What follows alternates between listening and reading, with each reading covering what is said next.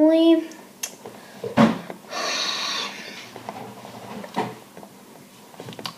Eli joo, pikkusta infoa teille kaikille.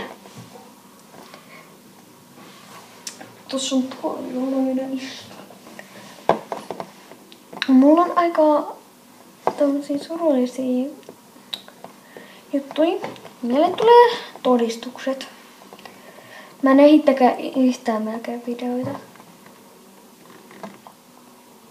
Yhtenä päivänä, ehkä yhden, tosi vähän aikaa kestävän. Mut mun asia koskee nyt sitä mun uutta Outo ystävyyssarjaa.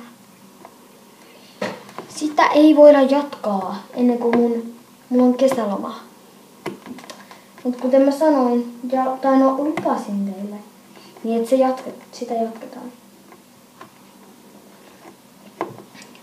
Kyllä sitä jatketaan, mutta mä ehkä eihin tehdä tänään sen mun kaverin kanssa. Ehkä. Voin jo ehkä. Koska mulla on niin paljon näitä kouluviikkoja nyt vielä edessä, että no mä yritän ehtiä tekemään mahdollisimman monta. Mä yritän ehkä tekemään niitä 66, jos se edes on mahdollista. Mulla on tosi pitkän sarjan. Ja sit mä toivon, että se on mielenkiintoisa sarja sillä. Okei, se on mielenkiintoinen sarja. Mutta toivon, että se on.